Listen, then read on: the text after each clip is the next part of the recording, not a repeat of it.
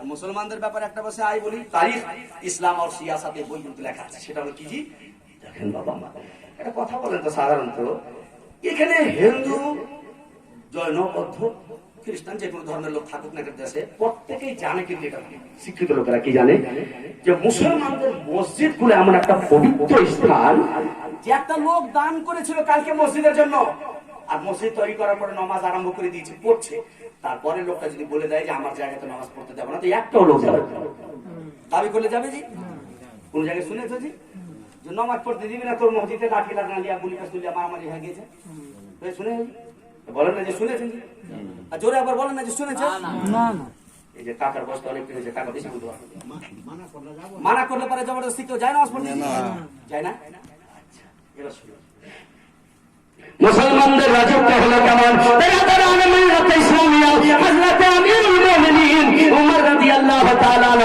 মুসলমানদের বাদশা হয়েছেন উমর ফারুক আজম রাদিয়াল্লাহু তাআলা আনহু।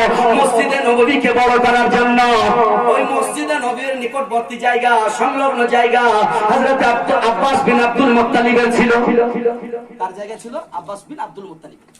উমর বললেন যে আব্বাস বিন আব্দুল মুত্তালিব, জায়গাটা দান করে দাও, তোমার জায়গাটা মসজিদ সংলগ্ন নিকটবর্তী মসজিদটা, মসজিদের নববীকে বড় করতাম, মসজিদে নববীকে বড় করতাম, জায়গাটা দাও না। ইনকার করো না, আমি দান করবো না আমার জায়গা। আব্বাস ইনকার করতাম। উমর বললেন পয়সা নিয়ে দাও, না দেবো। বলে তুমি নিজেই দান করে দাও বা আমাকে দান করে দাও, আমি মসজিদে লাগিয়ে দিচ্ছি। কোন মতে কয়েকটা অপশন রাখলেন উমর, কিন্তু আব্বাস বিন আব্দুল মুত্তালিব গ্রহণযোগ্য করলেন। আচ্ছা বলেন তো, উমর যদি চাইতেন তাহলে মসজিদে যেহেতু বাদশা ছিলেন মুসলমান, বাই প্রেসার সেই জায়গা থেকে তাড়িয়ে মসজিদ বাড়াতে পারতো কিনা? কিন্তু কোন পৃথিবীর জন্য যদি দেখাতে চাপ দিয়ে উমর দখল করে মসজিদে নবী বড় করেছিল, সারা জীবন তার গোলামি করবো। আহলে সুন্নাত ওয়াল জামাতের পক্ষ থেকে আমি একজন ছোট আলিম, সারা জীবন তার গোলামি করবো। কেউ দেখাতে পারবে আছে না? বলছো ঠিকই। ভগবান শ্রী রামচন্দ্র বলছেন, তিনি বলেন ওম শ্রী শ্রীবতং সর্বমঙ্গল সর্বতল ওম নমঃ হজরে তরদাদরা বন্তন জগো হিসাতম ওম গোবা।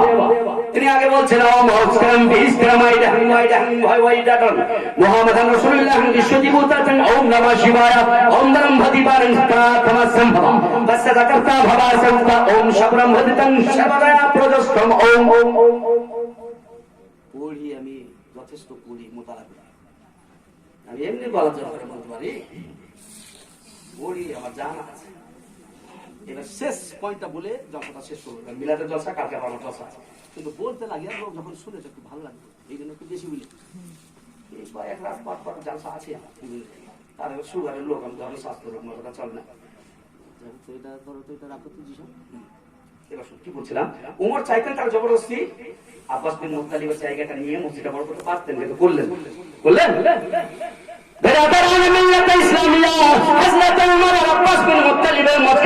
যখন তর্ক আরম্ভ হলো, দুইজন সিদ্ধান্ত নিল। ওই সময় হযরত উবাই বিন কাব ছিলেন আল্লাহর নবীর সাহাবী, শিক্ষিত, আল্লাহর নবীর জ্ঞানী বন্ধু ছিলেন, আল্লাহর নবীর বয়স্ক সাহাবী ছিলেন, আল্লাহর নবীর প্রিয় সাহাবী ছিলেন। দুইজনে একবাক্যে বললেন, চলো চলো উমর, ঝগড়া করিও না, এই বিচারটা আমরা উবাই বিন কাবের কাছে করিয়ে নেব। উমর আর আব্বাস বিন মুত্তালিব দুইজন চলে গেলেন বিচারটা নিয়ে হযরত উবাই বিন কাব রাসূলুল্লাহ বন্ধুর কাছে। ওখানে গিয়ে বললেন উবাই বিন কাব, দুইজন একটা তর্ক হয়েছে, তো উমর বলছেন যে আমি তো আমিরুল মুমিনিন, মুসলমানদের বাদশা, প্রাইম মিনিস্টার, তো এই যে আব্বাস বিন মুত্তালিবের জায়গাটা মসজিদ বড় করার জন্য চাইছি, কিনে চাইছি, দান করতে বলছি, ব্যবস্থা নিয়ে বলছি, তারপরেও দিতে চাইছে না, তো মসজিদটা কিভাবে বড় করা যায়? হযরত উবাই বিন কাব রাদিয়াল্লাহু তাআলা আনহু ইরশাদ করলেন, আরে শোনো শোনো, আমি আল্লাহর নবীর কাছে শুনেছি, আল্লাহর হাবিব সাল্লাল্লাহু আলাইহি ওয়াসাল্লাম ইরশাদ করেছেন, ও পৃথিবীর মানুষ তোমরা জানো, আমার হিন্দু ভাইরা, আমার খ্রিস্টান জৈন বৌদ্ধ ভাইরা, প্রত্যেক জাতির ভাইরা, আজকের ইতিহাস নয়, 1000 বছর পূর্বেকার ইতিহাস চলে আসছে। হযরত উবাই বিন কাব বললেন, নবীর কাছে আমি শুনেছি। বলে কি? আল্লাহর নবী ইরশাদ করেছিলেন, যে আল্লাহর নবী হযরতে সুলাইমান আলাইহিস সালাম ফিলিস্তিনের সরজমিনে যখন বাইতুল মুকাদ্দাস তৈরি করতে লাগলেন, ওই সময় রাতে দিনের সময় মিস্ত্রি লেবারকে নিয়ে আল্লাহ নবী সুলাইমান বাইতুল মুকাদ্দাসের কাজগুলো করছেন। আবার সকালের সময় যেয়ে দেখছেন যে ওয়ালগুলো দিওয়ালগুলো ভুসড়ে পড়ে গিয়েছে। একদিন হলো, তারপরের দিন ফের কয়েকদিন যখন হলো, আল্লাহ নবী সুলাইমান আলাইহিস সালাম বললেন, হে আল্লাহ, বিষয়টা বুঝতে পারছি না খোদা, তোমার জন্য একটা বাইতুল মুকাদ্দাস ইবাদতখানা তৈরি করছি তোমার ইবাদত করার উদ্দেশ্যে। তো আল্লাহ, দিনে কাজ করছি, রাতে বেলা কি হয়, কেউ এসে উল্টে ফেলে দেয়, ফুসড়ে যায়, ওয়ালগুলো নষ্ট হয়ে যায়। আল্লাহ কি ব্যাপার? আল্লাহ তাবারক ওয়া তাআলা ওহী করলেন, আল্লাহ জানিয়ে দিলেন, এই সুলাইমান আলাইহিস সালাম বলো যে জায়গায় তুমি মসজিদ করছো সেই জায়গার লোকের কাছে পারমিশন নিয়েছো কিনা? সুলাইমান আলাইহিস সালাম বললেন, আহারে এই কথাটা আমার ছুটে গিয়েছে। সুলাইমান আলাইহিস সালামকে আল্লাহ জানিয়ে দিলেন। আল্লাহ বললেন, এই ফেরেশতা তুমি সুলাইমানকে জানিয়ে দাও।